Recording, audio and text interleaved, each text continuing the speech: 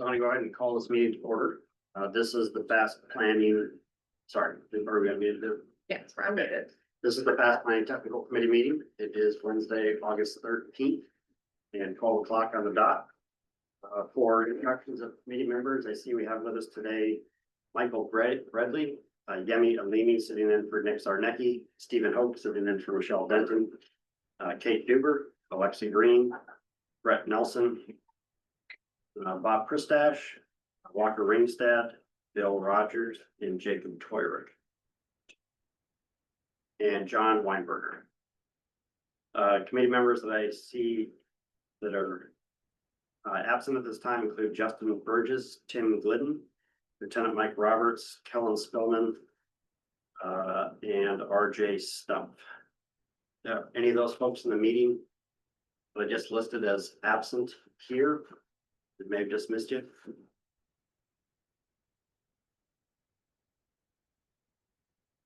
Okay, that's who we have with us right now for committee members, for those that are absent. For fast planning staff, we have myself, Jackson Fox, William Lunsford, Corey Deere-Quidriano, and Deborah Todd. And then for guests in the meeting today, I see we have with us Don Galligan, Jack Barnwell, Stacia Hiles, Lauren Little, and Sarah Shocker. Is there any other guest in the meeting that I didn't announce and would like to introduce yourself? Okay, seeing none, and for the record, joining us from the committee, we have Kellen Spillman and Yvette Hall sitting in for John Natardis. All right, let's move on to approval of the August 13th, 2025 meeting agenda. Can I get a motion to approve the agenda? So move. Thank you, Bob. Is there a second? Second by Bill Rogers. Okay, any changes to today's agenda? Brett? Yeah, I have one request that under new business, item 8B be moved forward to between public comment and old business that accommodated Lauren Will's schedule. She double booked, so she was going to give an update on safe roads. Okay. All right, I'm just gonna ask technical committee members, any objection to that agenda change? It's just moving item 8B up to between items 6 and 7, so we'll take that up before old business.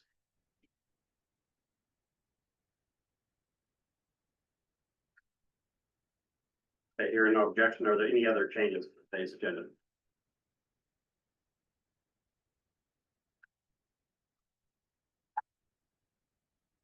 Okay, seeing none, is there any committee member opposed to approval of the agenda as amended?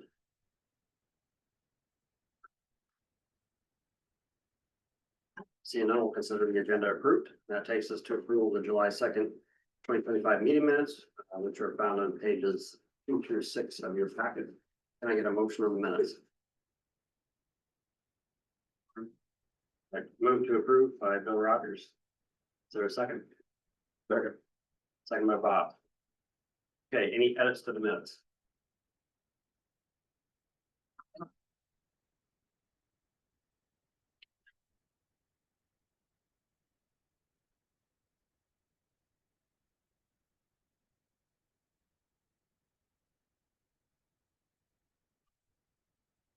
Hearing none, anyone opposed to approval of the minutes as presented in the packet?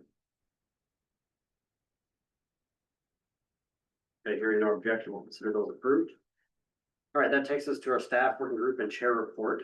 Beginning on page 7, I just want to go over the quickly here the action items from the policy board meeting, which was held on July 16th.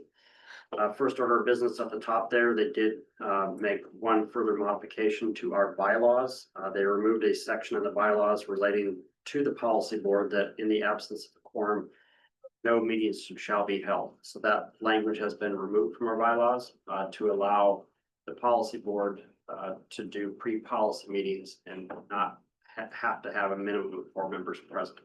Those will still be advertised as open to the public, but those meetings will no longer require quorum, nor will their regular meetings as a result of this bylaw change. The next few motions that were made at that meeting related to the Bike and Ped Advisory Committee. The Bike and Ped Advisory Committee we referred back the technical committee motions back to that committee, showing them that this committee was not in favor of their name change. They did do one slight modification to it. They added in a word, so instead of Walk and Roll Advisory Committee, they asked to change their name to the Walk, Ride, and Roll Advisory Committee.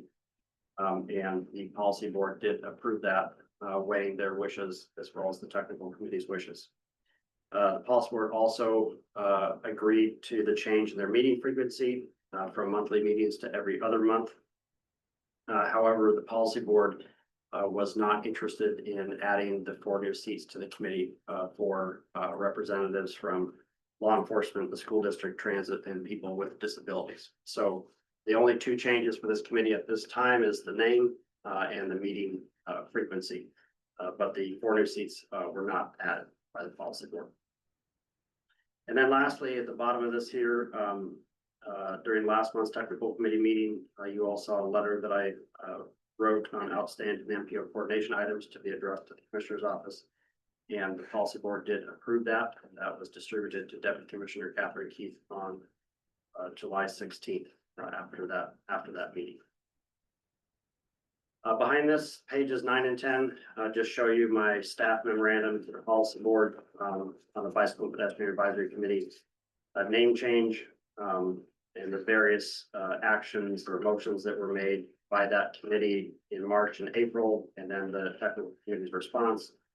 And then when we referred it back to the committee in June, their final request for modification of the name change.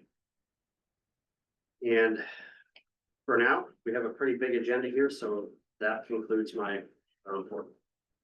Are there any questions on those policy board actions?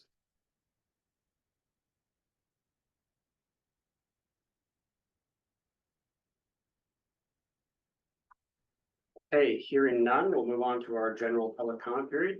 Is there any member of the public who wishes to provide testimony to this committee on anything not listed as an action item on the agenda? Don't see anyone in the room. Online, if you have testimony, you can simply unmute yourself, state your name for the record, and proceed with your testimony.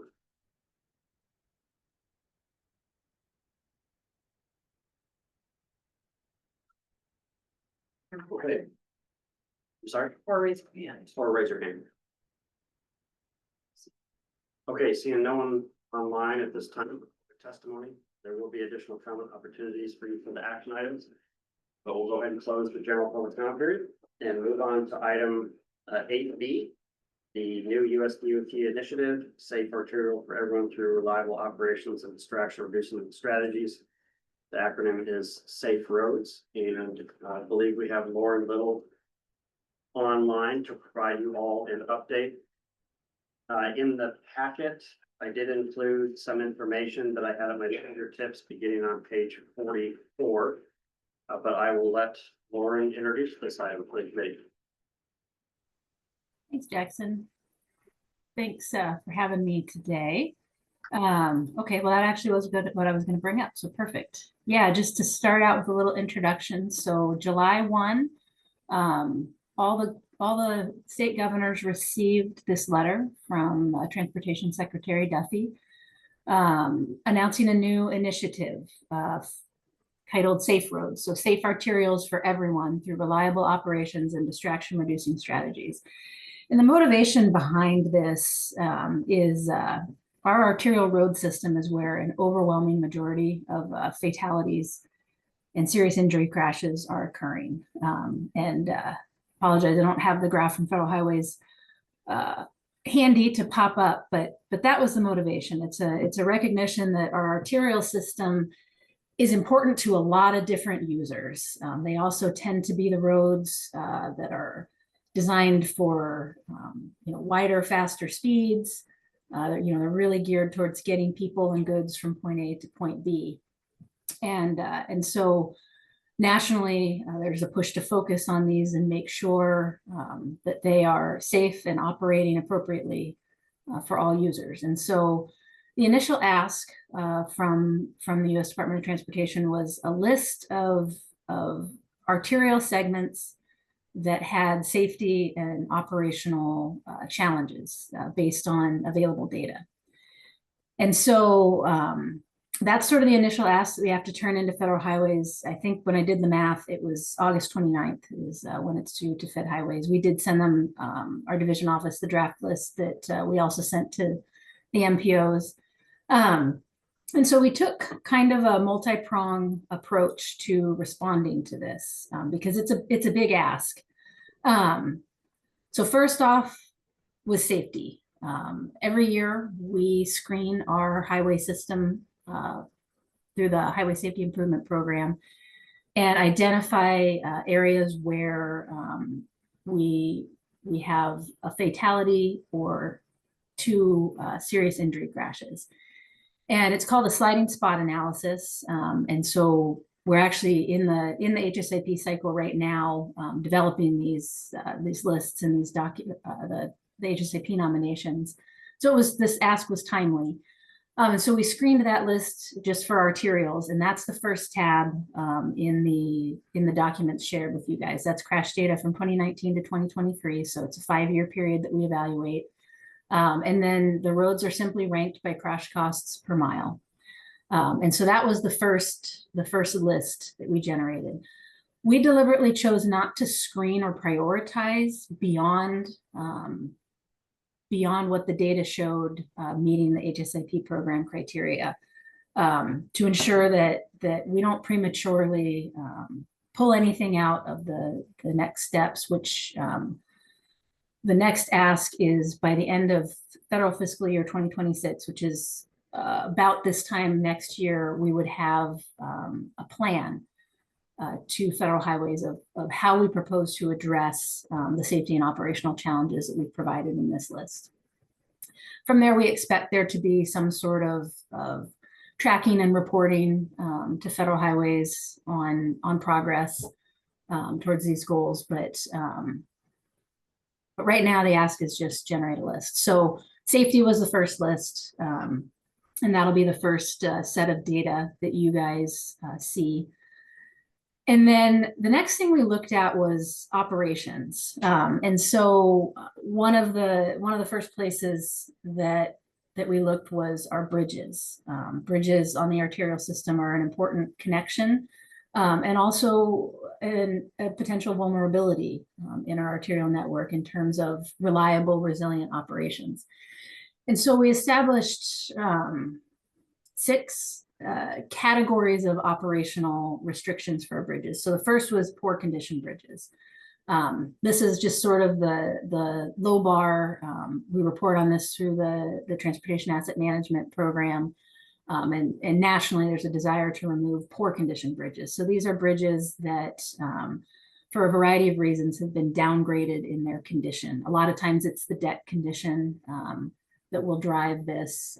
Fortunately, for our system, at least for the arterial network, we only have the 3 poor condition bridges in our inventory, and all but one of those is currently a project to replace. The next thing we looked at was narrow bridges. So these are bridges that are narrower than the adjacent highway. And these in particular pose operational restrictions for our non-motorized users. Imagine being a bicyclist crossing the Hurricane Gulch Bridge, for example. Not very comfortable. And so we wanted to identify those structures as well as potential barriers to the non-motorized commute on our arterial system. Next one we looked at was load restricted. So this is kind of a common misconception in the bridge world that if a bridge is in good condition for the bridge rating system, that means it's good to go. Not necessarily. So you can have a bridge that is in good condition, but it is restricting loads due to the way it was designed. It's typically a function of the materials and the original design of these bridges that limits the loads on the routes compared to other structures on the route. So we had quite a few load restricted bridges that came out of the list. I think some that we're aware of, the Chena Hot Springs Road undercrossing. And so we're simply just providing this list of these are things that restrict freight compared to the rest of the route. The next thing we looked at was height restricted. So these are, like your overhead truss bridges, a lot of the bridges on the Glen at interchanges where the minor street goes over the Glen Highway. These have, particularly the last several years, have really been impactful in terms of bridge strikes. And when those bridges get struck, it's potentially shutting down lanes of the road. If you guys remember the Cushman Street overcrossing, when it got struck, we had to shut down a lane of the Parks Highway. It's not inconsequential when these structures get hit. And so we identified our height restricted bridges as well as both from a safety and operations perspective, a vulnerability on the route. And then load posted. So these are structures that have reached the point where we're concerned that the standard loads being pulled on the highway, the bridges aren't really up to that standard. And so we've actually put physical load posting signs out restricting how much weight these bridges can carry. A lot of times these load postings disproportionately impact emergency vehicles. Ambulances tend to have a very short wheelbase, but are very heavy. And so we wanted to capture those structures as well. And then the final column was the non-redundant steel tension member bridge, what those of us who've been around a while remember as fracture critical. These are the bridges that, based on the way they were originally designed, they are at risk, granted very slight risk, and they require additional inspections, but they have a risk of a sudden collapse as opposed to a more steady, redundant type system like our concrete deck bulb T girder bridges are, where you can see the damage long before you're ever in any real danger, and there's redundancy in the way they're designed so that if one component of the bridge fails, we don't lose the entire structure. And so that was the last element of the bridges on the arterial system that we called out in our list. Then we moved over to freight. Obviously, our arterial system is critical to the cost of living in this state. Much of our groceries here in Fairbanks come up the Alaska Highway. A lot of goods and services land in the Port of Anchorage and come up the parks. Obviously, the Dalton, the lifeline, for the North Slope oil fields that feed a lot of our state budget. And so in 2018, there was a freight bottleneck report done as part of the freight plan. This was revisited in 2021, 2022 timeframe and validated at that time as well. But that was just a list of locations that impact freight's ability to efficiently move goods and services. And so we provided that as well in our list. And then the final operations component we looked at was congestion. So this was INRIX. I guess this data ultimately comes from your vehicles. Not all makes and models and years, but a lot of vehicles now transmit data about how long you've been idling at an intersection, for example. And we decided to kind of set some criteria here of a level of service D. So level of service D is sort of our standard, our low bar standard for intersection congestion on the arterial system. Per national standards. And we didn't just say, okay, if it's level of service D for 1 month, it's a problem. We said for the majority of the year, that's kind of indicating a pretty consistent congestion problem impacting, efficiency as well as potentially, air quality concerns with idling. And so that's the final tab on the spreadsheet that we provided. The other thing, so one of the components of the safe roads was the distractions. And so some of that was getting at, consistent signage in compliance with the MUTCD. That's our standard.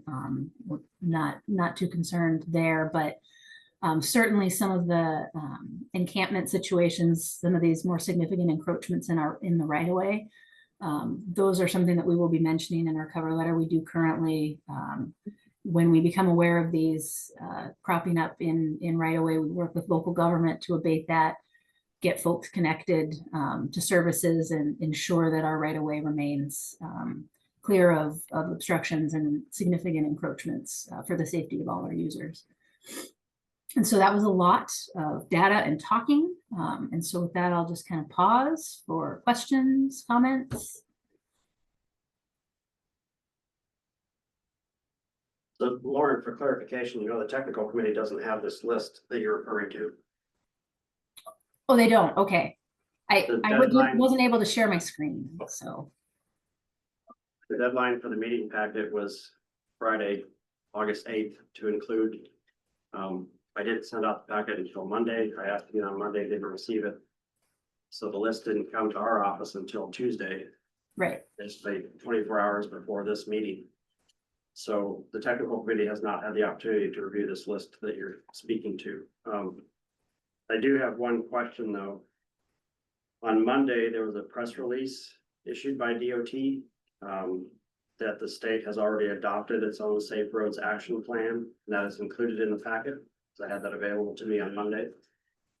And this list, of course, differs from the spreadsheet that was sent to our office, and it almost exclusively includes Anchorage roads. The only thing I can find in there with regard to Fairbanks is abatement of homeless camps in the right of way. Can you help us understand what this press release and this Safe Roads Action Plan is? That has been. So I think that may be a combining of terms. So before the Safe Roads letter ever came out, the commissioner and deputy commissioner and several folks have been working towards the Vision Zero action plan. In particular, quite a bit of work in the Anchorage area with the Vision Zero team. Obviously, you know, pretty well documented the alarming amount of non-motorized user fatalities there. So this effort has been going on with DOT for quite some time now, and separate from, although the two efforts certainly complement each other.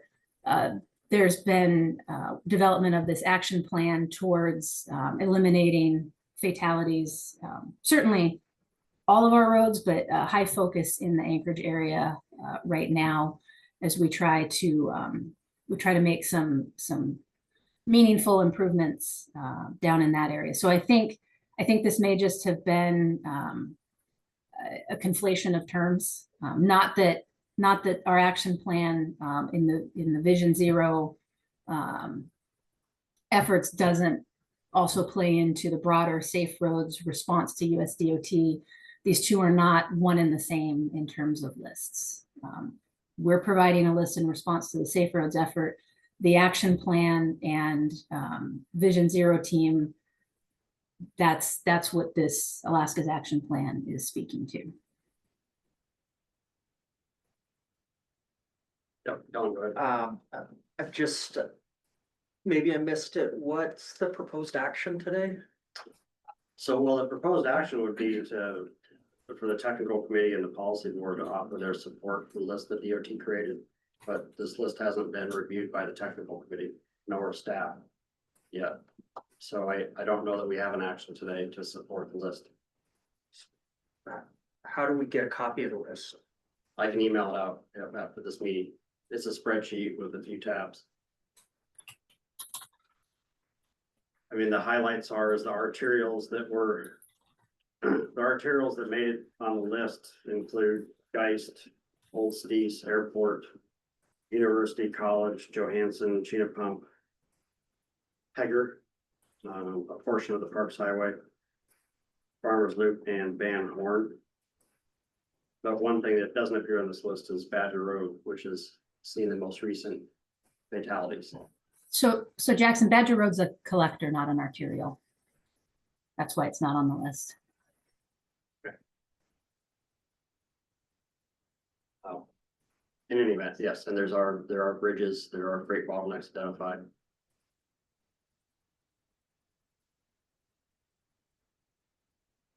So I guess I would consider this an informational update today, unless the technical committee wants to provide any motions.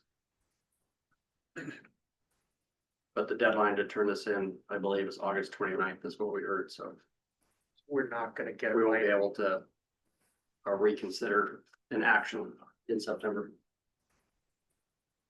That's the question, Yeah, Lauren. go ahead, Bob. Lauren, you know Mini Street, what's that classified as? I mean, I should know, but maybe you do. I'm pretty sure that one's a minor collector. Minor collector? Yeah. Thanks.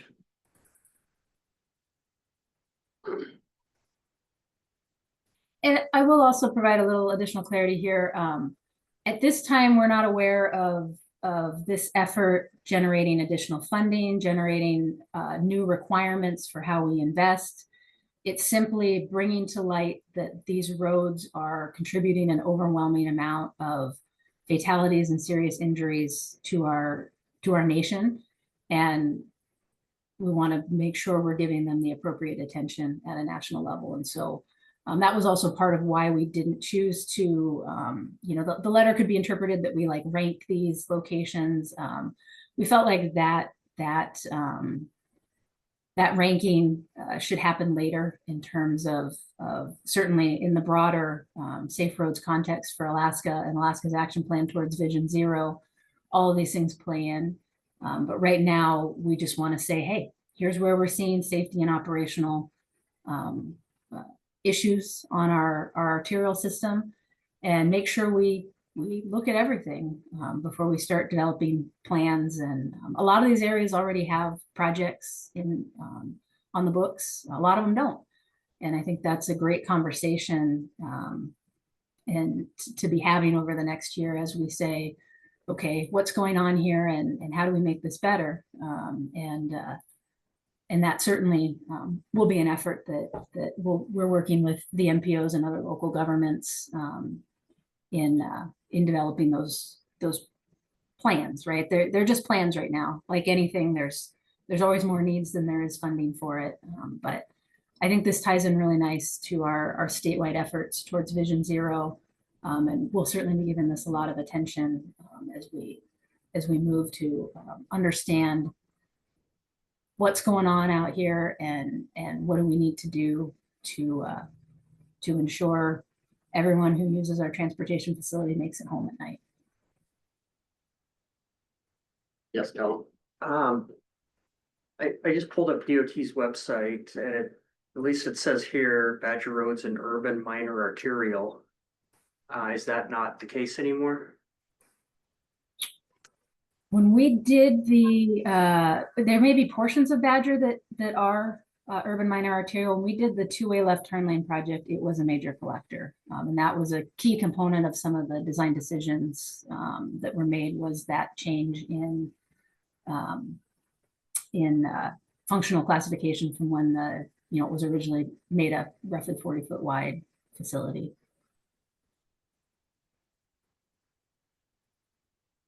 Maybe that would be a consideration. I'm on the live GIS maps. It says, I clicked the whole length. It says urban minor arterial. Okay. And that's great feedback for us. If feels like we're missing something, that's exactly what we want to avoid is missing something important on this list and then it not getting the attention it deserves later. Yeah, go ahead, Kellen, then we're gonna get Pam Gold next. Yeah, I was pretty involved in that, the road safety audit on Badger Road. I think that was 2014 that we did that. And obviously that's been a high priority for us.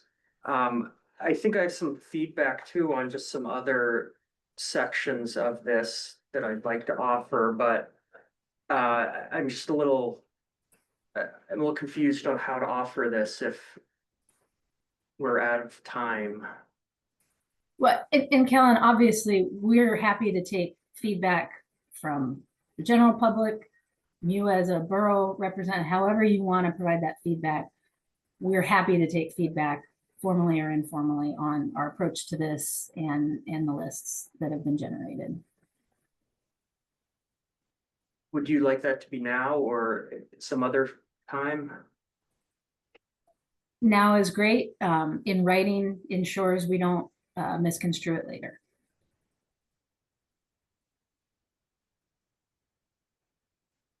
Can I keep going here? Yeah. Yes, and we'll get to Pam after you. You can get to Pam first. Okay, when we get to Pam, we'll come back to Kellen. Pam? Hi, assuming you can hear me, Badger is row 66 on the spreadsheet. Did you maybe just miss it?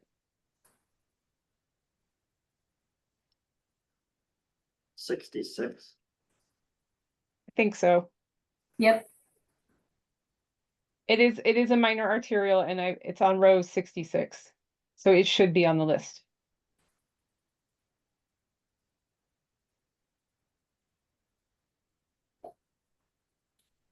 I don't have the spreadsheet open. so It's don't right go before through. Steese, and it's between South Tongass and Ketchikan and Steese Expressway Highway. Oh, sorry, maybe 70. No, it's up a couple of times, 66 and 76, different parts of it. So Badger is on there, miles 0 to 2 and miles 4 to the end, 11.17. I found it now. I was searching for Fairbanks, but I see that as North Pole listed, so that's where I missed it. Thank you for that. Pam. Yep. Okay, calendar. Yeah, I guess the off the cuff feedback that I'd like to give, I'm on page 4 of the presentation. The one with Olivia, if you can bring this, it looks like this, yeah. Specifically I guess the 5th line, encampment, mitigation and rights of way and clear zones. MOA, no trespassing signages. This is something I've been trying to work with DOT for years, not just on encampments, but mostly encroachments and abandoned vehicles and rights of way. I've had countless conversations, emails, phone calls with the right of way section, and I'm unable to get things moved from the right of way. Often these are associated with, a junkyard property that we're actively working on cleaning up. We can't legally clean in DOT's right of way. So I'd like to see something added to this about not just encampments, but clearing of encroachments and abandoned vehicles as well. I think in my 6 years of actively working with DOT, I've been unable to get them to move anything out of a right of way. So, I just want to clarify, this action plan right now is very specific to the Anchorage area. This is not the Safe Roads response to the US DOT letter. This is a completely different, albeit complementary effort that is going on, that we're certainly going to be expanding to a statewide lens, but a lot of this work has been based on the Vision Zero group, working down in with the Muni in Anchorage. So I'm not really prepared to speak to the details on this piece just yet. I'm not really sure why it was included in the packet, because this is not the Safe Roads discussion that I came to talk about in terms of the response to Secretary Duffy's letter. We go to the next page, Olivia. I guess more specifically, Lauren, I was looking at specifically the encampments, mitigation right away, the Fairbanks one.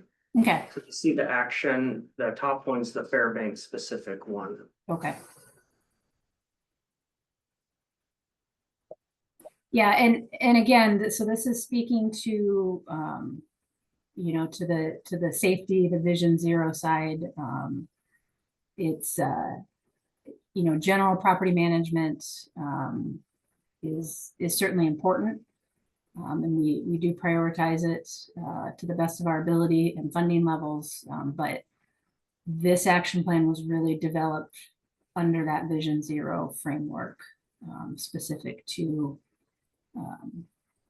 vulnerable road users, and in particular, and ensuring their safety.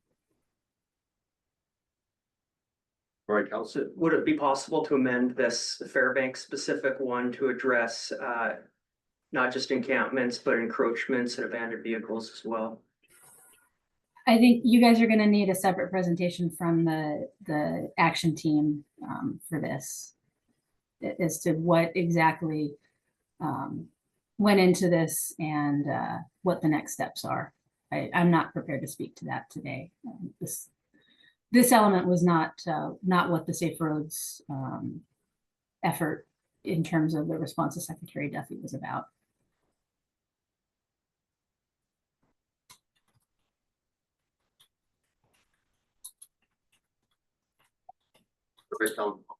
So I'm just confused. I think I'm confused as well, because the press release clearly states US DOT's Safe Arterials for Excellent and Reliable Operations and Distraction Reduction Strategies, Safe Roads Initiative from US DOT.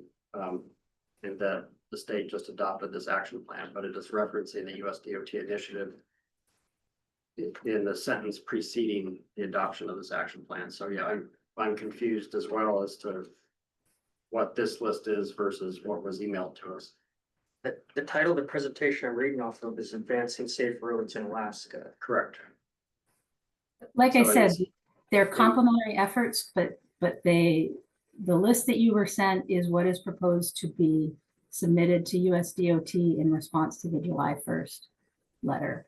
This effort is something that long predates the July 1st letter. Is certainly complementary and will be part of the broader focus on safe roads. It's a great acronym, right? But in terms of the response to the July 1st letter, what you were provided from me on Tuesday, I think it was, that is the proposed list right now for submission to USDOT in response to the July 1st letter.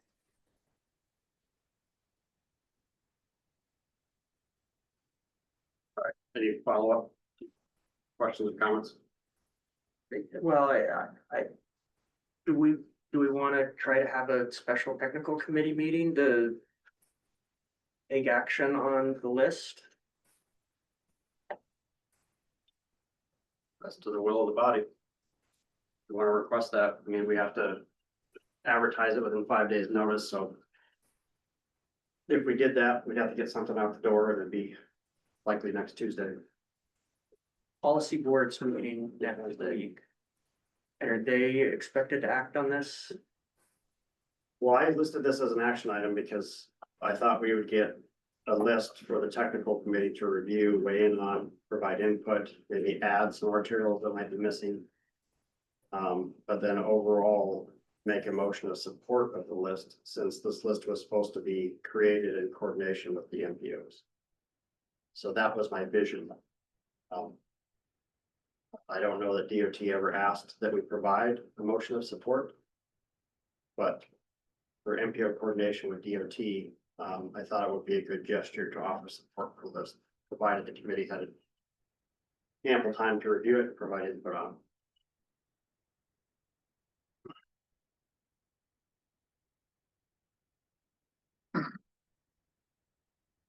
The list is mostly complete except for Sea Badger Road.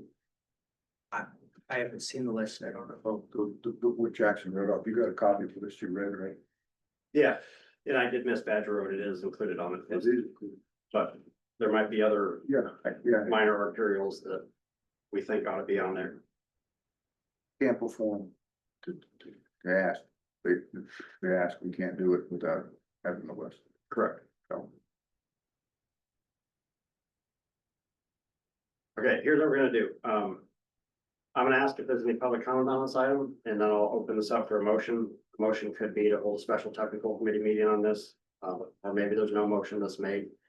But we do have a rather lengthy agenda, so at this time, I'll just open it up for public comment on this item before we consider action. So is there any public comment on the Safe Roads Initiative today? None in the room? Anyone online?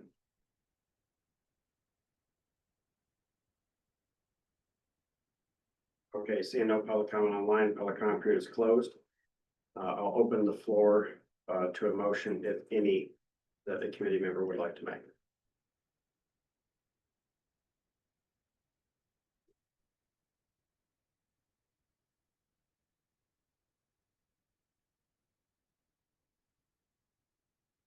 Going once. Yes, Kel. I'll make a motion. I move to ask the Department of Transportation for a time extension regarding comments on the DOT initiative, Safe Arterials for Everyone through Reliable Operations and Distraction, acronym Safe Roads, through the September Policy Committee meeting. Are you asking US DOT? Asking the Alaska DOT. The Alaska DOT? So that we can take this up at our September meetings? That's Okay, fantastic. all right, everybody understand the motion? Okay, is there a second to that? I'll second. All right, second by Bill Rogers. Yes, Bill. Can I ask a question, perhaps of you or Ms. Little? The deadline is established by US DOT or Alaska DOT? USDOT. I have heard through AMPO that USDOT is considering extending the timeline for the list to be turned in based on feedback from other states, but I've not yet seen that actually published.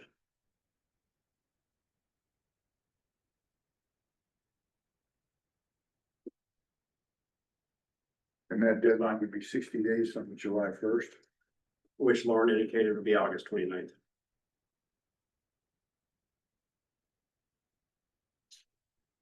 So we'd be providing our input after the fact unless USDOT actually extends the date in which the list must be turned in.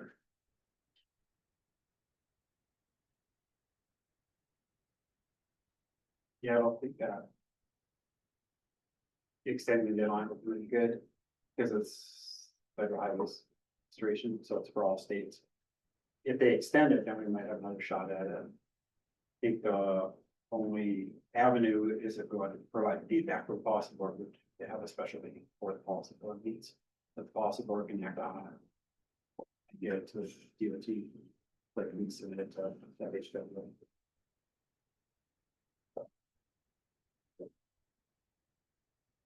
Okay, further discussion on the motion? Does everybody understand the motion? This is a request to Alaska DOT to extend the timeline basically for our comments on the list. So that we can take this up at our September meetings. Oh, Lauren, go ahead.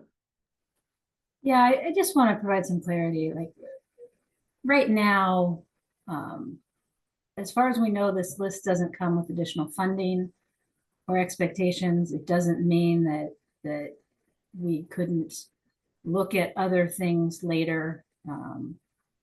And we were, the letter directed DOT to use data. And so, you know, that's kind of everything here simply came from data-driven sources. So I just, you know, in terms of the significance of if there's a road that the MPO feels should be on the list or prioritized, they don't know that means we're not allowed to look at it later under this effort. Everything that I have seen and heard so far is this is just an effort to bring the topic of safety and operations on our arterial system to the national forefront and ensure that states are giving it sufficient attention. Beyond that, other than we think we're going to have to provide reporting in the future on our plan, right? The plan doesn't happen until the end of FY26. That's really the only sort of criteria we've heard on this beyond simply tell us where your problems are. You bet. Yeah, I would like to ask, is the data that is that will be provided to USDOT, is it ranked or is it just a list? It is just a list. The only ranking occurs in terms of data. So the safety list is ranked. It's not actually ranked numerically like in the spreadsheet, but it's sorted by crash cost per mile. The congestions is limited at 8 months or more of the year in level of service D.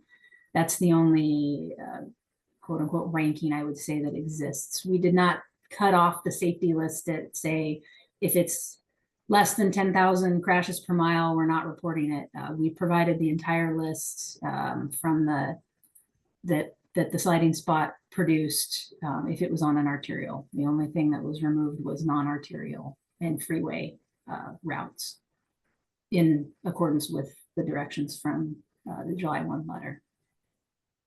Yes, you bet. I have a follow-up question. Is it just crash data or it's also reported near misses? Other feedback from public on the safety of the vehicle? It is entirely data driven. The letter indicated using data to guide decision making. And so purely data. Thank you. Yes, Kate? Can I suggest an amendment that we request this extension if the US DOT allows an extension on the response from the states? Okay. Motion was made by Kate. Is there a second for that amendment? Second. Second by Bob. Just don't see how the DOT can not respond to FHWA or US DOT this request unless they give us an extension. So either our comments at that point would be after the fact, which if we're okay with, then we can withdraw that amendment.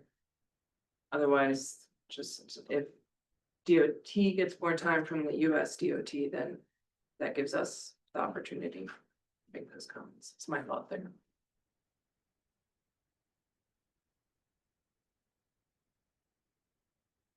All right, further discussion on the amendment?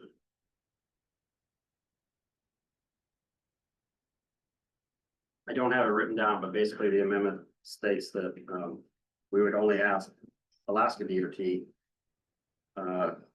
for us to provide our input at the September meetings if the US DOT extends the timeline for delivery of the list.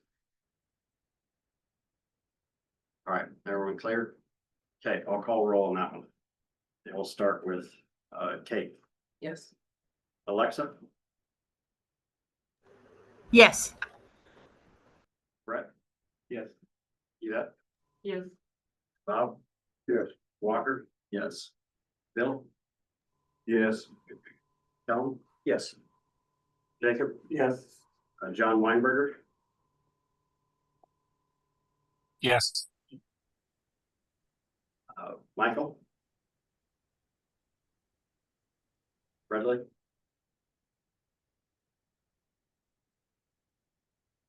Come back to Michael. Yemi? Yes. Stephen? Yeah. And then one more time for Michael Bradley. Oh, he texted for, typed in a chat, yes. Okay, that amendment passes unanimously. We're back to the main motion as amended. Any further discussion?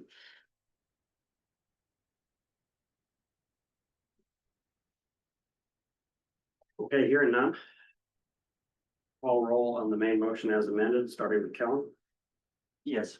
Jacob? Yes. John Weinberger?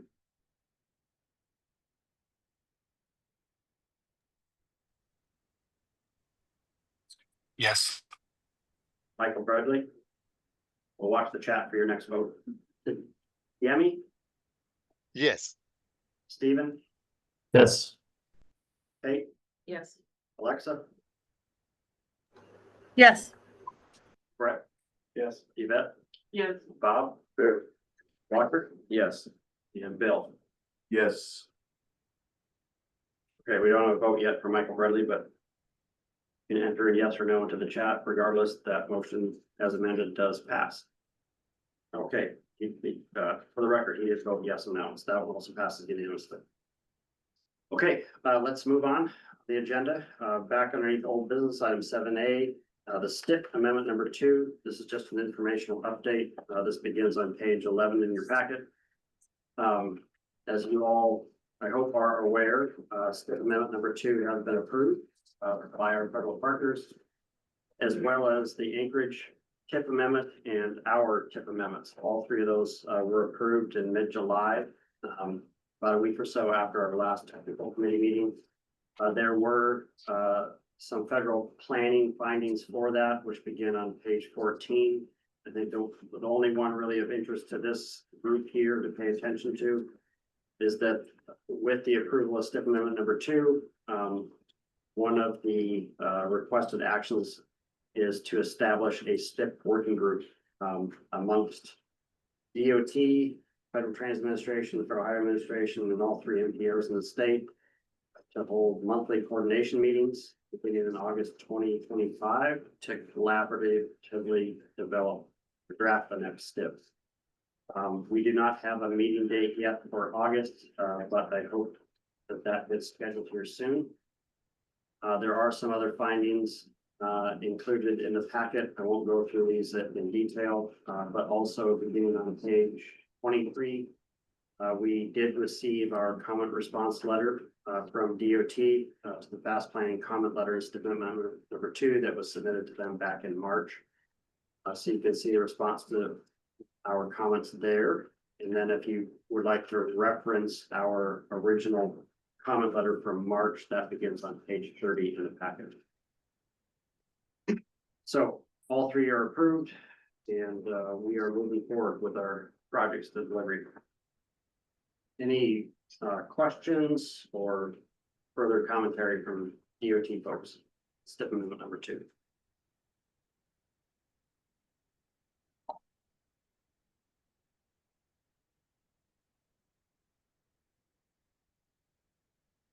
Okay, here and now, we'll move on to item 7B, any old business, the federal fiscal year 2026 fast improvement program begins on page 33 in your packet.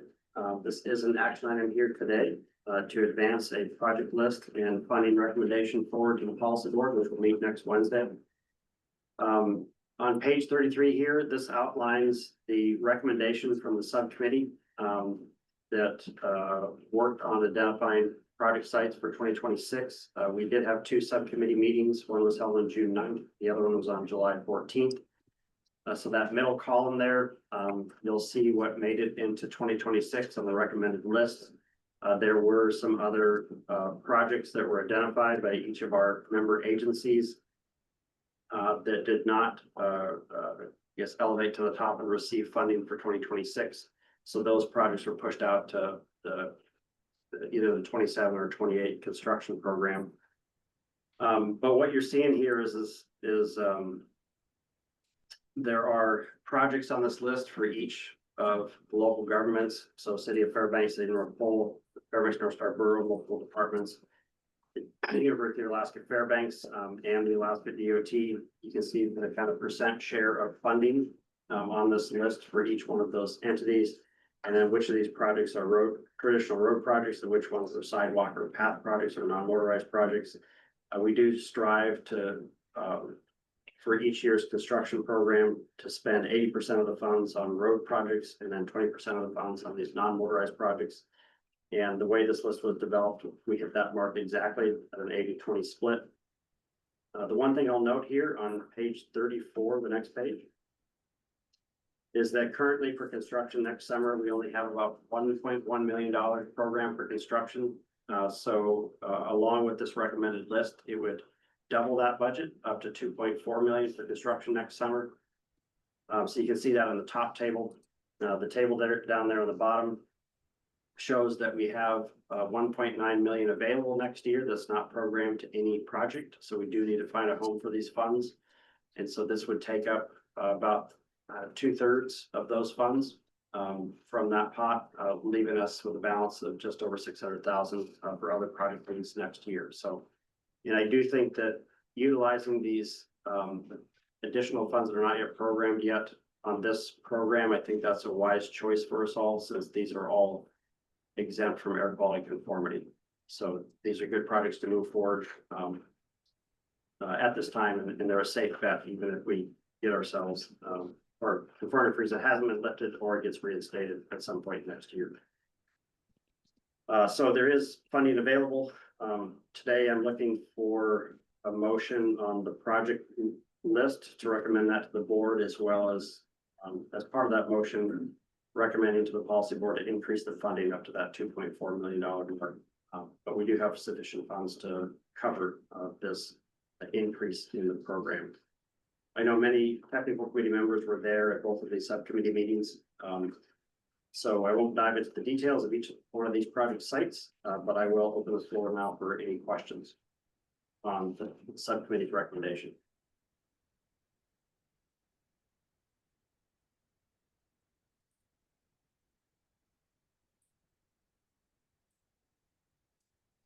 Yes, Bob. Just to make sure, on page 33, the project in red will be funded with the additional money is approved by the policy board. All right. Are they alternate projects? No, I'm sorry, I'll explain the color coding. So the projects that are in black were already included in the 2026 program. Last time the technical committee and policy board looked at the list. The ones in red were new nominations when we had the 2 subcommittee meetings. Okay. So in some of the red ones made it into 26. Other red ones were pushed out to 27 or 28. Thanks.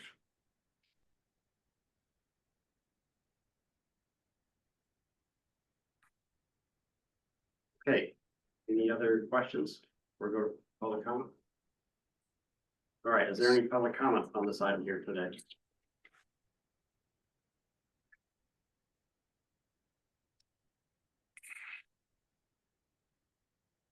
Okay, I'm not seeing any public comment at this time. So we'll go ahead and open the floor for a motion.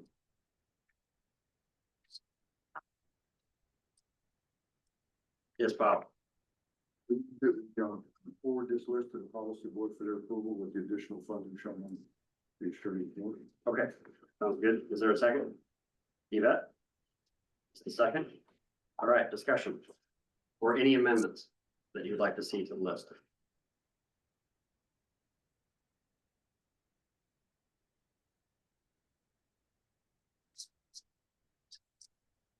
Quick comment. Yes, go ahead, Bob. Policy board the subcommittee went through all these projects and you can see percent share of funding. Shows that the percentage that each agency gets and it seemed appropriate. Saying we worked through it pretty hard and it seems like a fair distribution of funds.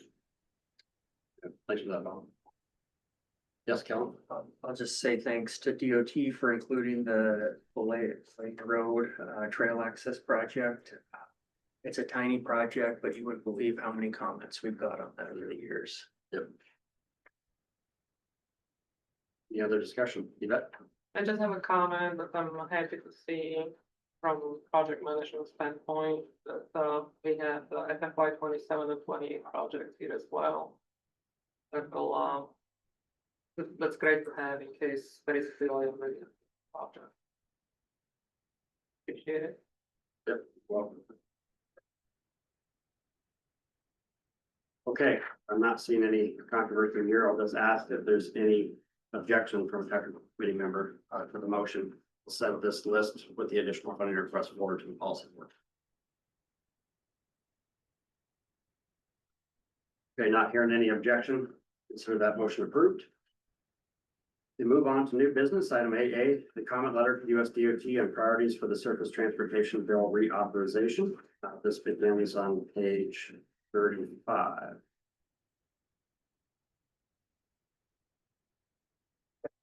Okay, another US DOT request for information with a short timeline, short turnaround, 30 days.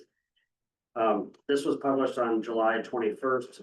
It's basically asking every state DOT and MPO and other stakeholders across the country to send in their ideas, comments, and information for what the administration should be considering to include in the next transportation bill.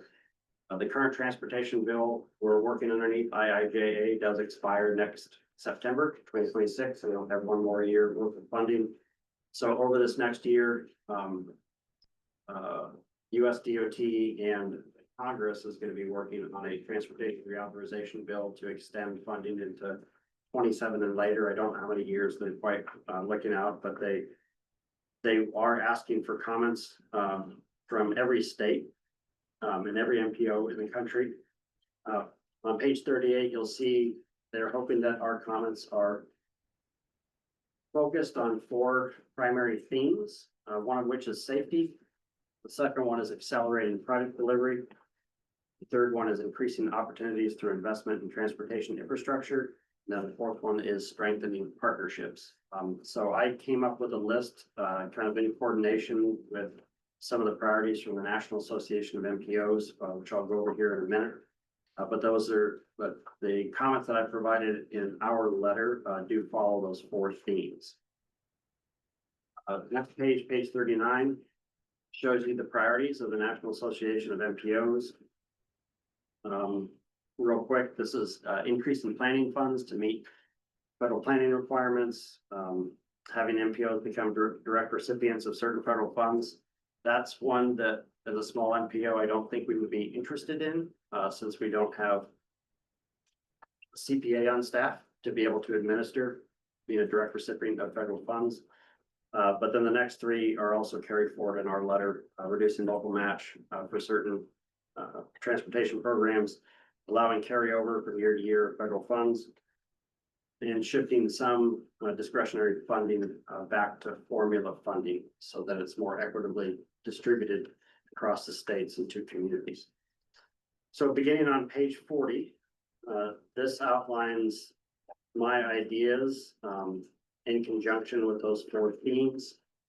I won't get into the weeds of each one of these unless there's questions or you'd like to hear some more explanation, but real quickly for safety, my first one is reinstating dedicated formula funding for the Safe Routes to School program. This is something that Congress had provided over $1 billion in funds for between 2005 and 2012. When that funding was provided, there was no match required. But this program has not been reinstated since 2012, and we still have a lot more work to do on our Safe Routes to School assessments. Even in the current transportation bill, they codified into law, elevating this up to high schools, and that's why we did high school access and circulation study for Hutchinson and West Valley. So we have done the study, but there's no dedicated formula funding for this. We've just been using our regular sub allocations of funding to try to take care of projects near schools. The second one is to convert some of the bridge investment formula funding to a sub allocated program by road classification. The bridge investment program in Alaska, most or all of that funding is being invested on bridges on the interstate or highways. And I don't know that any is being invested on lower classification roads. We of course have some priorities in our area with Main Street and Airway Drive out in North Pole. The bridge investment program funds, I think, would be a good fit for some of these bridge replacements. So if it was sub-allocated, then there might be some dedicated funding to some of these, again, lower classified roadways. So that communities and MPOs across the US could potentially access that for their more local needs. On the next page, page 41, I've got three for accelerated project delivery. First one of which is one of the ample priorities of allowing year-to-year carry forward for all federal transportation fund categories. But currently there are a few fund categories that have a period of availability of 3 years. So it is explicit that we can carry that forward, but that is not for all funding categories. And so this is a big request by many MPOs all across the country to make that explicit so that if there's any unforeseen delays in a project, like say it's headed for construction, but there was a permitting delay or there was a right-of-way issue that came up, or you encounter contaminated soils and you're not going to get it out to bid, by the end of the federal fiscal year, that you don't have to reprogram that funding to another project and then try to find funding for that project to get it out to bid the next year. So it is kind of a awkward situation where we kind of act like it's use it or lose it, and we reprogram it to a totally unrelated project, and then it has this trickle down effect into the next year where you're trying to pull money from another unrelated project to make sure it gets out to bid. So it would kind of help with like uninterrupted progress with delivery projects. The next one is for our long range plan, our metropolitan transportation plan. I've long felt that updating it every 4 years is too frequent, too burdensome, too costly, and not necessary. So I'm asking that in this legislation that they extend that update cycle to once every 10 years. I did get a good comment from Don Galligan at the borough that if they were to do this, that it should probably come with some triggers. So one idea is that, if your community experiences, my example was say 10% population growth over 5 years, that would trigger you to produce an update of your long range plan to take a fresh look at your transportation system. But if you're not experiencing that drastic growth, then you can just kind of amend it from, once a year, once every 5 years, but not have to do a formal, robust update, except once every 10 years. And then, the third one is to reduce or eliminate the match requirement for metropolitan and transit planning funds for MPOs. MPOs are required to exist, by law, for every urbanized area in the US in order to receive federal transportation funding. So it is a federal mandate. It's not voluntary unless you want to voluntarily not accept any federal transportation money. And there's a tremendous amount of requirements in MPOs in producing in our transportation planning process and all the documents like our long and short range transportation plans that we must produce. So provided all the work that we're required to do and that we're required to exist, there has been a big push with MPOs across the country to try to reduce or eliminate the match requirement for our work. So we don't have to rely on our local governments to scrounge up funding for us to meet our match commitments. The third category there, increase in opportunities through investments in transportation infrastructure. I have on here convert some of the discretionary grant funding to formula funding. I know we, as an MPO, as well as the city of Fairbanks, have applied for some of these US DOT discretionary grants without success. Which in a small community like this, it is hard to compete with larger communities of say over 1 million population. Because their projects serve so many more people and maybe a more diverse group of folks. And I'm not, in this request, I'm not asking that they convert all of the discretionary grant funding back to formula funding, so it's equally distributed across the states. I do think there's still some benefit in some of these large discretionary grants that, I mean, if you do get it, it could double or triple your program, 1 year. So some should be left on the table, but maybe some other smaller discretionary grants could be converted back to formula funding so that more communities across the US get a portion of that. And then the last page, page 42, I included one here to provide the opportunity for a match waiver for economically disadvantaged entities. So we find ourselves like in particular with well, the University of Alaska does not have match funds available for the projects that they nominate to us. With the state of the budget of the school district here locally, if the school district wanted a project, I don't know that they would be able to pay the match. We also had a situation with the Morris Thompson Cultural and Visitor Center where they would like a project on the property. And we used a fund source that the state by policy uses state match for those funds. So because they wouldn't have been able to afford the match for their project either. So we've experienced some of these difficulties here. And the idea would be is to, in the regulation, provide a match waiver application process. So if you can demonstrate your financial need for that waiver, I mean, they can come up with a criteria that potentially match could be waived for some of these entities that struggle to meet the match requirements, but all of the projects that I just discussed, they benefit the whole community. So it's not just for them. It's, these are all public facilities that are well used.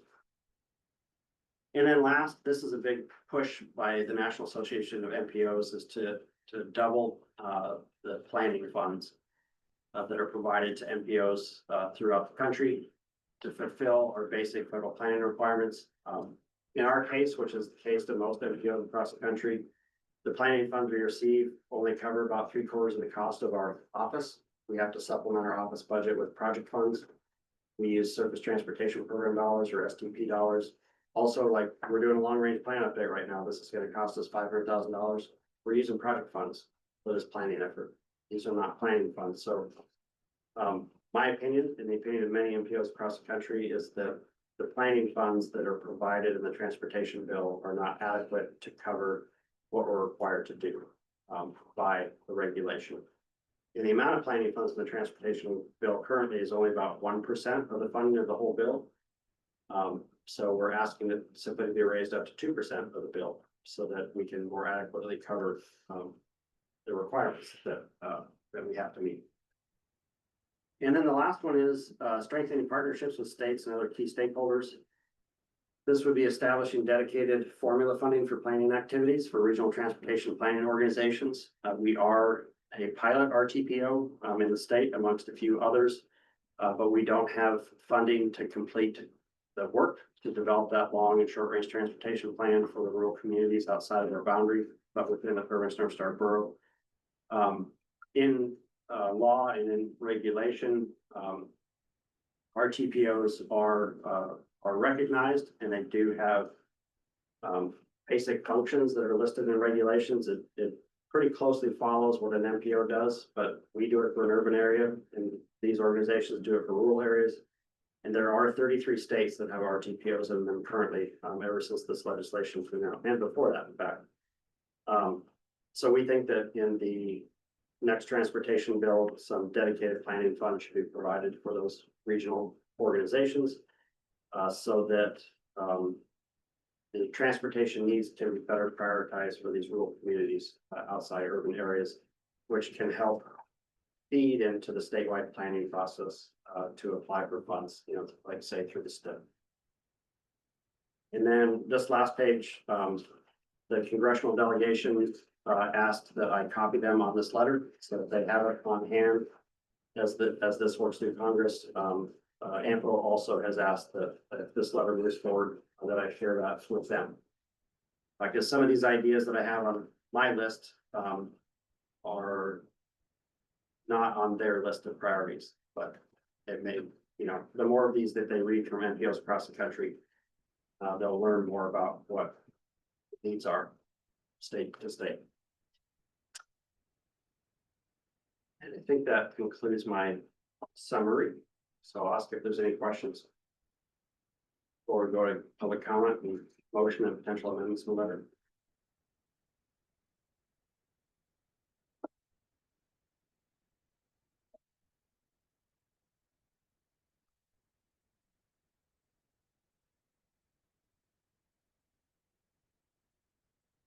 Okay, not hearing, is there any public comment on this letter today?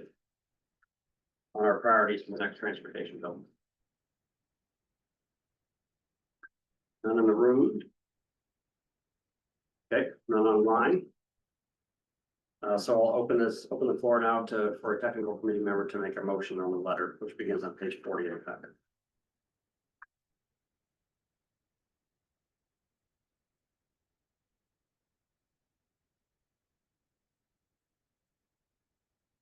Wasn't sure. Why it should have come in questions, during questions, when you answer questions, that goes. Do you have a question before we do a motion? Or do you have a comment which can be made after options on the table?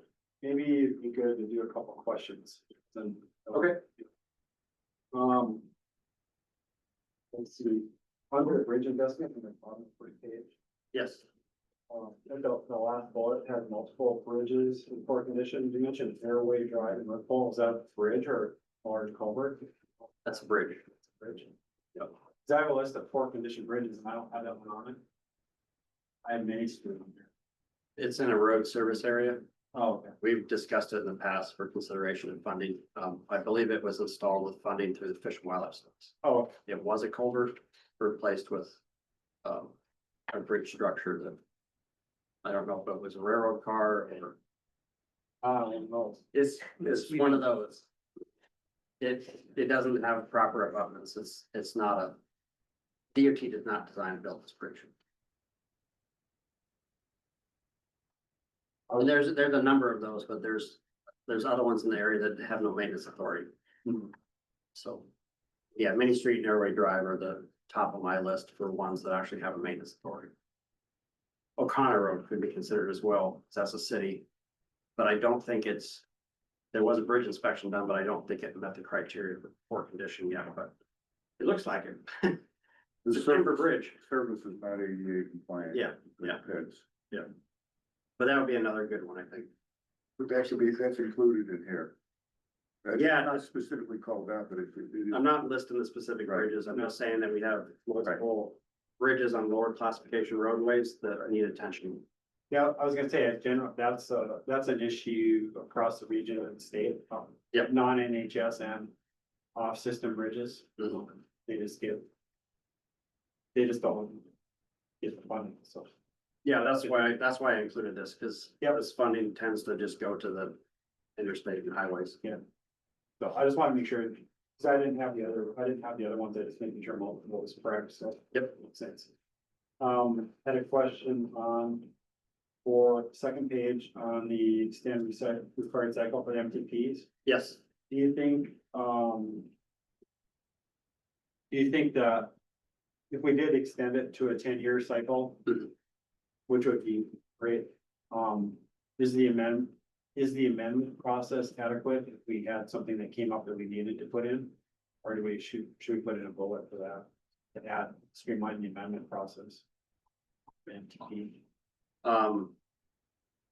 The amendment process, the fastest you could do an MTP amendment would be about 3 months. It may take you up to 6 months.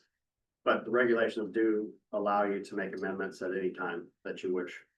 So and there's not a lot about, in the regulation about the process and how you do that. It can be simple or it can be as complicated as you want to make it, but over that 10-year period, you could do an amendment at any time. If there was a need to do that, like, oh, hey, we didn't think about this project, but we should add this in so that we get it funded to the tip. Yeah, exactly. I was thinking we missed the bridge again. But I don't think there's anything in regulation that we need to streamline Okay, as far as the process. that's what I was wondering. I'm just focused on the cycle, the number of years between updates Yep, okay. to reduce the burden on everyone. Then top of the next page, provide the opportunity for match waiver. So that would be waived by FHWA, not waived by, not a state match. This would be waived by, FHWA or FTA, Right, by the federal level. Yep, it's, it's an idea, maybe it's a bad idea. I don't think Don liked the idea, but. Anyways, yeah, it's something to think about. I just know that we've run into a few situations like this locally. So, with the school district, with the university, with our visitor center. And so if there was a process in which we didn't have to beg the state to cover the match, it'd be great, as long as you can demonstrate that you don't have any match dollars, but this project benefits the whole community. So can we get some of this? yeah, that's a Just real an idea. something I might make a motion on one of the other ones having to do with matches, just because that's been a big issue as far as, of course, now, as we've discussed, the state match is kind of in question for next year. It's already kind of been. Yep. But the asks for state match are there, and it's, becomes a process to kind of go through, and with the escalating costs of projects and inflation, there's just been a lot more of them, and so it's hard on communities to, not just the NPO, but other communities to deal with, to kind of keep up with the cost of those projects, so. Yep. Becomes a burden, just asking for that clarification, and then as far as, I was gonna maybe comment on the RTPO one, because I work with the RPOs quite a bit, and I think this is good because for RPOs, we're asked by Federal Highways Administration to now do sub-recipient agreements, so that's gonna increase the burden for planning funds for the RPOs, so. But kind of, it's in line with what you're saying there, I think, there's increased requirements, so there's increased costs. RPO, RTPO. Yes, there is, yep. And that kind of goes. But this would provide a dedicated funding source for RTPOs so that the state wouldn't have to dip into your statewide planning and research dollars to cover this work. Okay, thanks. We cut down on the, it's all awesome. Yeah, and the one thing I'll say is that both AMPO and met with Senator Sullivan's office last week.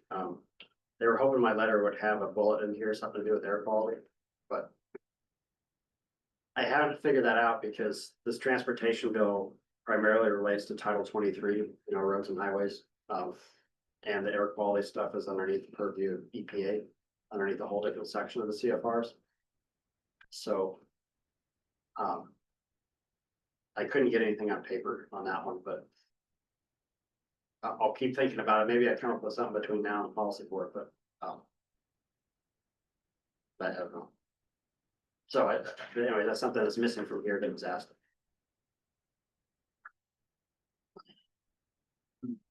Now to think about that one too. Yep. Where they cross over. Okay. For the second time, we get a motion on the floor. I just have one, page two. Third section, says reduce or eliminate math requirements. Well, can we get a main motion on the floor for the letter and then consider amendments? After a motion's on the floor. Yeah, no, it's not.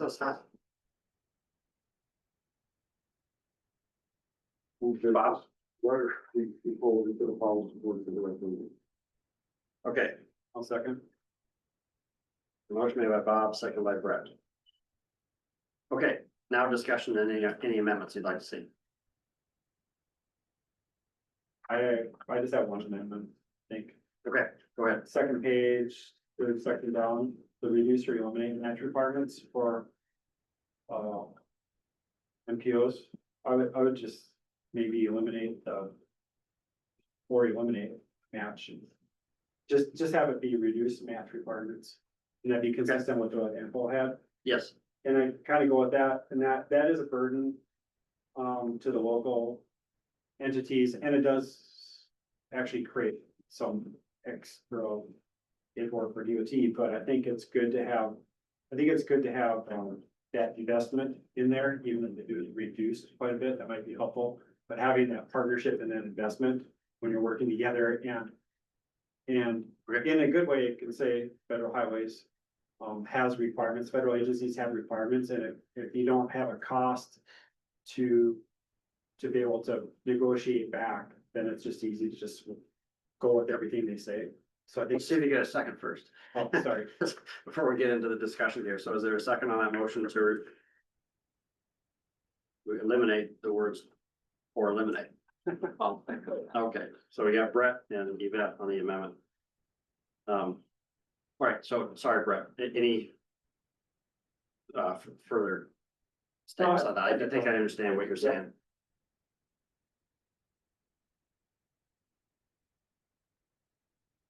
Okay. Not seeing any controversy over that one or further discussion, so I'll just ask if anyone's opposed to that amendment. Yes, Cal. I have one question. Sure. This section is, the intention was just specific to planning funds, correct? Correct, only planning funds. Okay, thanks. All right, is there any objections from a technical committee member on that amendment to eliminate the words or eliminate from that third bullet? Okay, hearing none, that amendment passes. Any further amendments or discussion?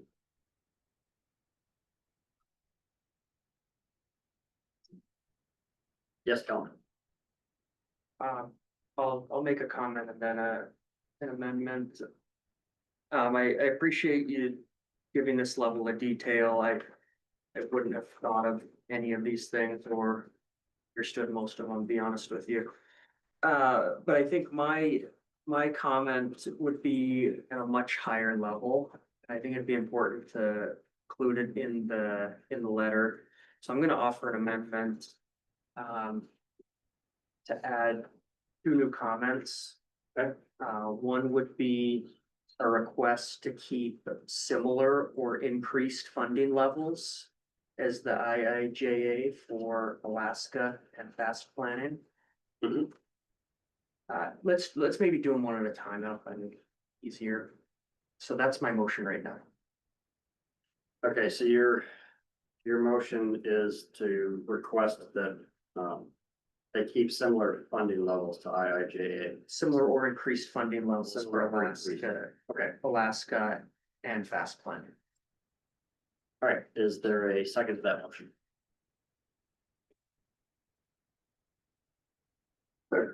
Second by Bob.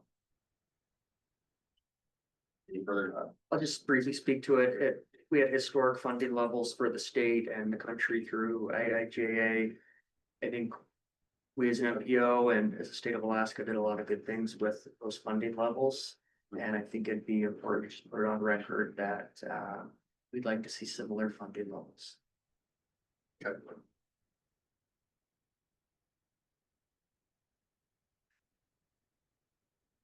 All right, is there any objection to that amendment? Seeing none, passes.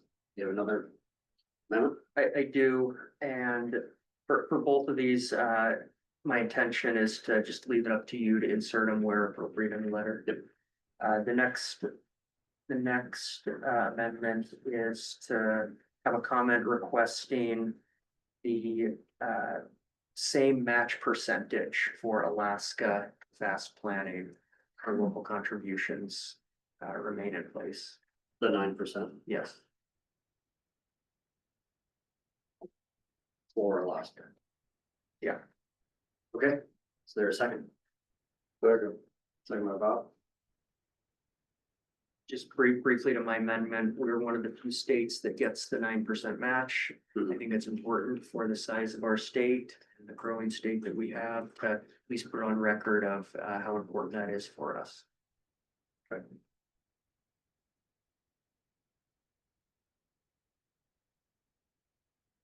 Further discussion on that amendment?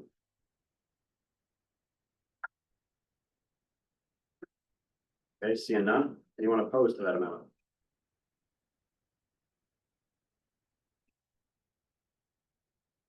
Okay, so that amendment approved. Any other amendments to the letter? Yes, Yvette? Seems probably nitpicky, but I was thinking just to clarify the issue of the, not having bridge funding for the MPO. On the first page.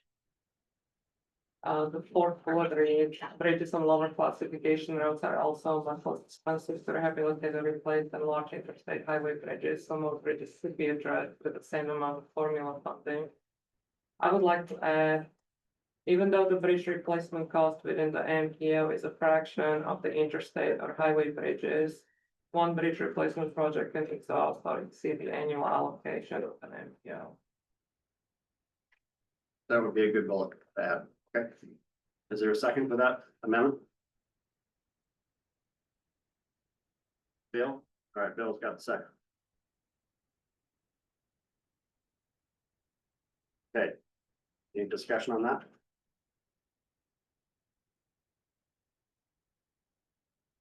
Trying to get the mini street bridge funded. We all are. At some point before I retire. All right, anyone opposed to that amendment? Okay, seeing none, we'll consider it approved. Any further amendments?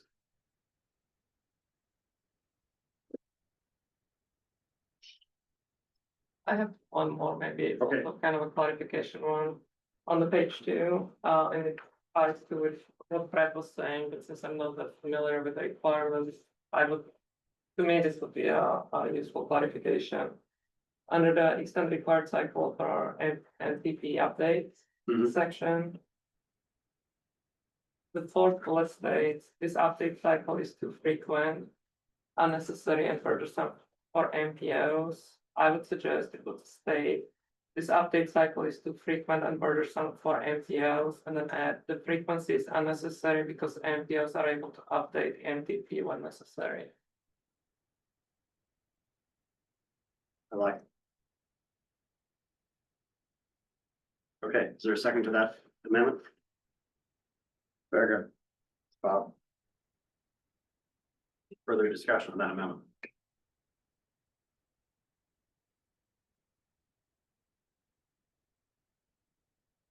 Anyone opposed to that amendment?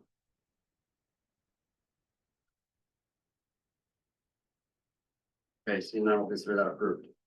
Any further amendments?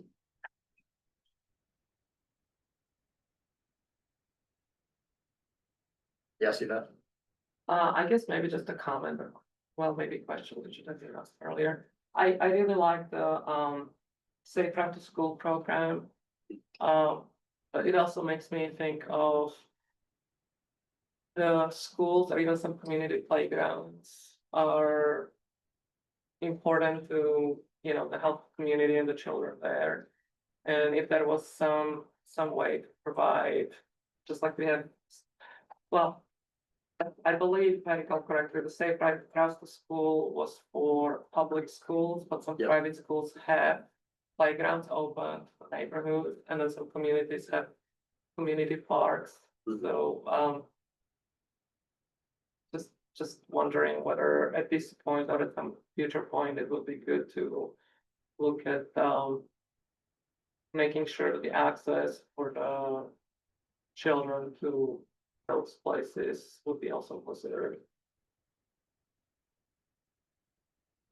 I don't know. Yeah, I don't have an answer for that. I mean, one thing I can explain is that the Safe Routes to School, the funding. When it went away, it was basically replaced by TAP, the Transportation Alternatives Program, to provide more flexibility to use it for any needs. But, anyways, my opinion's been is that was a good program to have dedicated funding so that you do spend, you know, you've got dedicated funding for schools. I don't know if they've ever had one for the community playgrounds or community parks. I know we had quite a few TAP proposals for parks. Community type areas last time. Yes, yeah. I mean, I can come up with some language and put it in there somehow if you would like to make that amendment.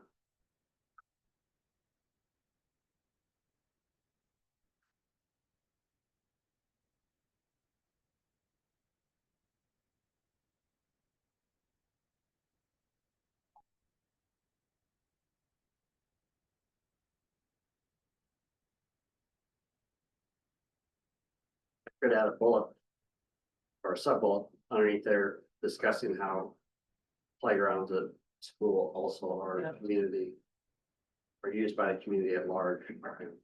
That's why this is also important. Yep, Is that your amendment? that's my amendment. Good job. Then I will have another one since it's the one. Okay, is there a second to that amendment? All right, Jacob, got it. Any further discussion on that amendment? You want to oppose that amendment? Okay, consider that approved. Any further amendments? I have one more amendment, regarding the, reinstating dedicated formula funding, if we could add a bullet that would point out that the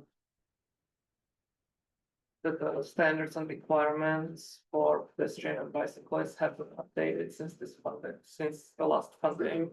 And therefore, say after school, evaluation should be redone. Okay. Yeah, all right, I can work that in. Is there a second to that amendment? All right, second by Bill. Any further discussion on that amendment? Anyone oppose that amendment?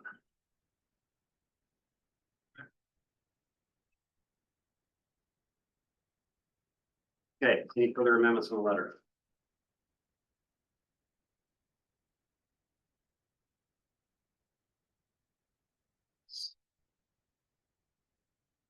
Just a suggestion, would someone make a motion directing me to put in a new bullet regarding air quality so that I have the flexibility to do that from now on the policy? Sure, if, can find a way, we insert, a bullet on your quality for me. Thank you. Is there a second? Sure. Yeah. All right, Mark. Sorry, I don't mean to influence you all, but that. I was planning to do that, and that helps if you guys agree that I should include something. Any objections to that amendment? Okay, here are none. We are back to the main motion as amended 8 times. Any further amendments?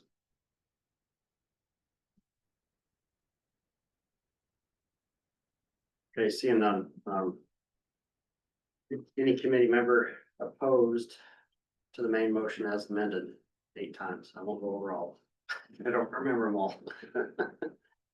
You just know there's 8. Yeah, I know there's 8. Okay, seeing none, the main motion will carry all those amendments. Thank you for the input on this. Well, thank you for drafting it. Yeah, Did a lot of course. Lots of what I'm in, but then you did the good work.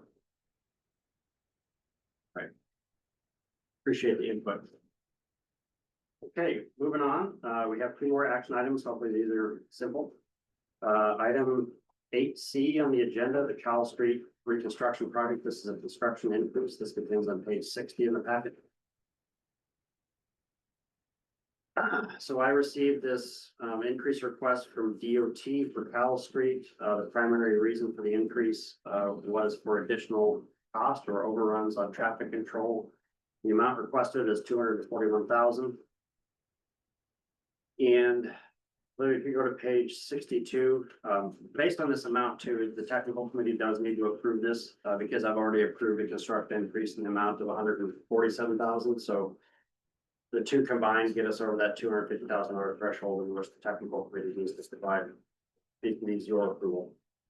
So on page 62, you'll see that I don't have sufficient offsets to cover this increase. I only have about $78,000 there.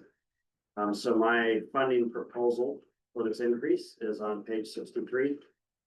That we would use the remainder of our offset funds. And then the amount of funding we need to get up to that 241,000, I would advance construct 148,000 from 2026, of which we still have, if the fast improvement program proposal passes the policy board, we still have over $600,000 sitting there, so we would be taking from that amount. So we do have enough available funds in 2026 to AC to cover this increase, and this will zero our offset balance, which is use of elusive money at the end of the federal fiscal year. So that's my funding proposal. I do not have the DOT project manager here to speak to the reason for this construction increase, but I will tell you all, I've been made aware of this for about a month, that there would be an overrun on traffic control, so this was not a surprise to me. And I don't know, Bob, if you have any comments on the traffic control? Well, need to leave the room, just don't blame it on me. Had nothing to do with grade though.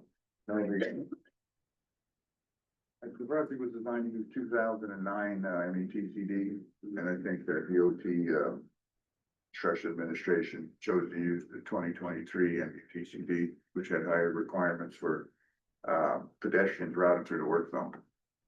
And so when they had to implement with Federal Highways investigating and looking at stuff, they thought it was wise to try to use the newer METCD, which required this pedestrian fencing, which was it's paid by the device unit price, which is like $6 a foot. And anybody remembers the construction, the pedestrian fence was everywhere. Maybe the contractors saw a good opportunity, just use more or whatever, but when you do something like that, it can get away with you pretty quick, so that generated the cost here. The reason it's not $520,000 is because the 351 for contamination wasn't activated. Yep. So you can subtract that, and that's where you get your 241. The 241, really, if you look at the total cost of the project, I think it's only about 4.2% overrun, so it's really pretty good when you look at it from the big picture. Yep. So. Thanks, Bob. All right, any questions for me or Bob?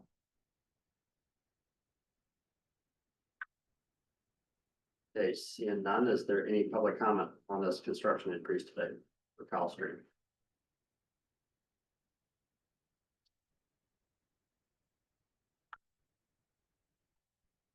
Okay, seeing none, we'll go ahead and close the public comment opportunity. Is there a motion? I move that we, gotta go to the policy board tax and It does not. No, I move that we approve the request of construction for the Cal project. Second. Okay, motion made by Bob, second by Yvette. Okay, any discussion, questions? Yeah, go ahead, Carol.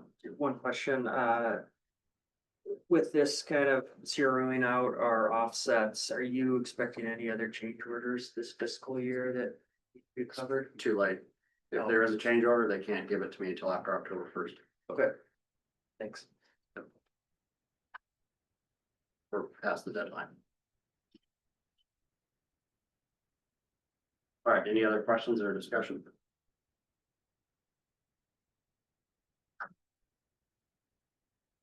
Okay, not since any controversy in this one either, so I'll just ask if there's any objections to that motion to approve the construction increase.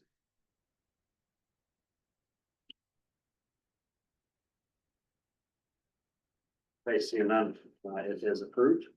I'll let Dave Harvey know. Okay, last action on here today. At last month's, this begins on page 64. This is a resolution of appreciation of the Girls Who Weld program.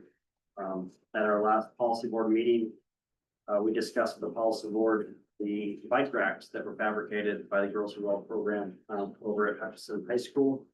We had some in the room here with Corey, all of which have been disseminated in the community and installed. As part of this program, we provided the funding for the materials for the students. And they did the labor. They turned out beautiful and we have them spread out throughout the community. They are hoping to continue this program again next year, and we are hoping to provide our other financial commitment next year for the materials. So the policy board had asked that we develop a resolution of appreciation for both their instructor as well as the girls who participated in the Girls Who Weld program. Corey had typed this up.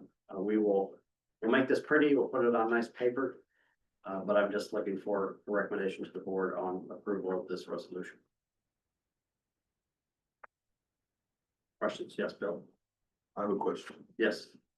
Is there a place online where the photos might be of these, their location? Not yet, but there will be. Yeah, well, I guess do have the parking, yeah. Yeah, if you pull up the website. Sure. BoomHeartAF.org. Yeah. I forgot about that. We're gonna make a scavenger hunt map too.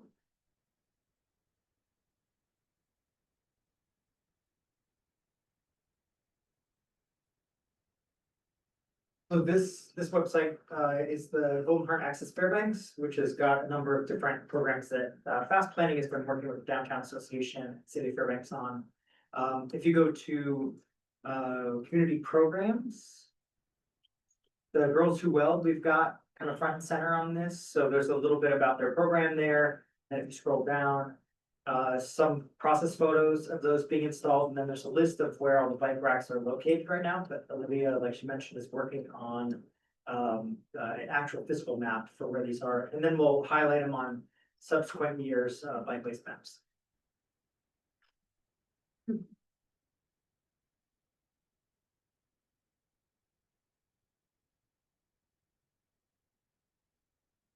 Thank you.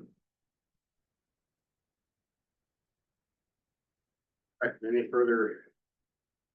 Oh, I guess, yeah. Any other questions? We haven't got to a motion yet.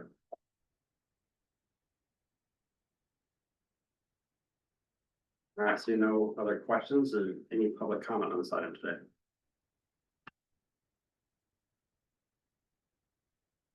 Okay, seeing none, we'll go ahead and close the comment period. I'll now entertain a motion on the resolution.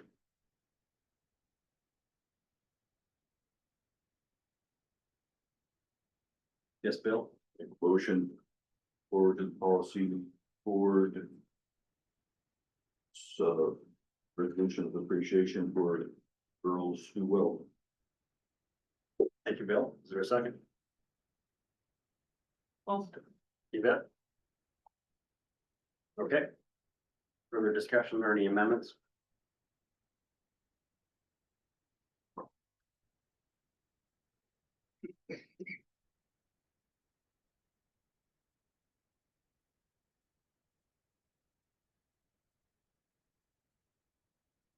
Okay, not seeing anyone opposed to the motion.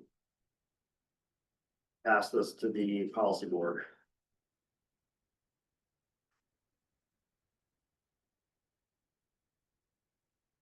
Not hearing any objections, so consider it approved. Thank you all. Informational items, first one is the monthly update, federal actions potentially impacting MPOs. This came out Monday, begins on page 65. US DOT has modified the guidance for the National Electrical Vehicle Infrastructure Program and providing states 30 days to resubmit their state plans for the NEVI program, which is a quick turnaround, but the Alaska Energy Authority is working on that as we speak. Page 67 highlights what these guidance recommendations are doing. So real briefly, it's minimizing the content of the plan, simplifying the state plan approval process, reducing the consultation requirements for that plan, providing states with the flexibility to determine appropriate distance between stations. So it basically be removing that every 50 miles requirement. Encouraging selection of charging locations where the station owners are also the host, eliminating the requirements for states to address consumer protections and providing states with more flexibility to determine when their system is built out. So they basically self-determining when their system is built out. So it's basically reducing or simplifying the requirements for the NEVI program. And the final guidance for this begins on page 69. But again, the Alaska Energy Authority right now is working heavily on turning around a plan update to turn into the Federal Highway Administration. And on a related note, our obligation for a design start on electric vehicle charging stations for Fairbanks River Pole has been approved by Federal Highways. So we will be issuing a call for project sites soon for that. Those funds have been in limbo for a year, but we just got that approval, so we have our marching orders to move forward on. So you'll see that in the next month or two. All right, any questions on EVs?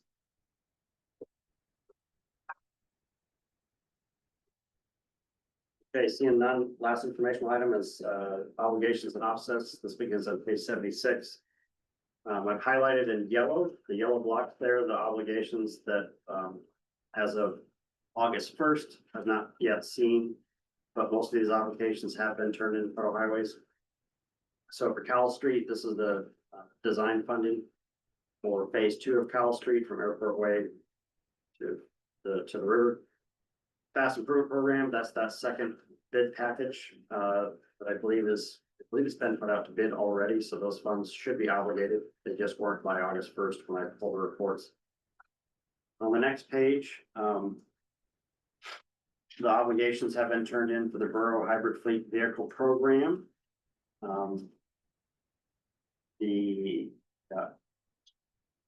motor vehicle plugins, the UAF compressed natural gas fueling station, and I don't know about University Avenue South Bicycle Pedestrian Path, but I believe that one's been turned in.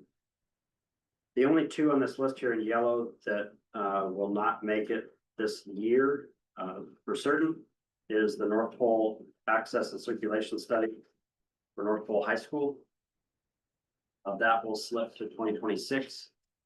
And then the Borough Transportation Department bus bike racks. The borough did not advance that to the administration did not advance that to the assembly for a match and maintenance agreement. So we will be reprogramming those funds to something else.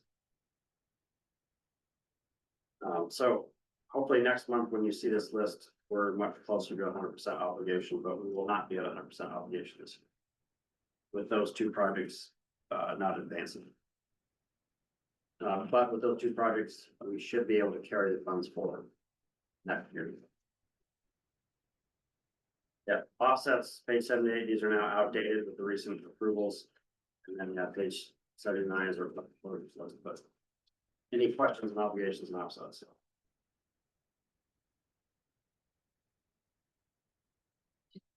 Okay, hearing none, we have no other issues today. 10 minutes left. Doing good. Any committee member comments?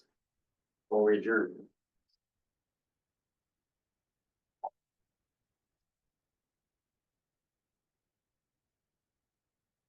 Once. Twice. All right. No committee member comments today. I'm gonna adjourn. Moved by Brett, second by Kate. Any opposed? Okay, we're adjourned at 1:51 PM.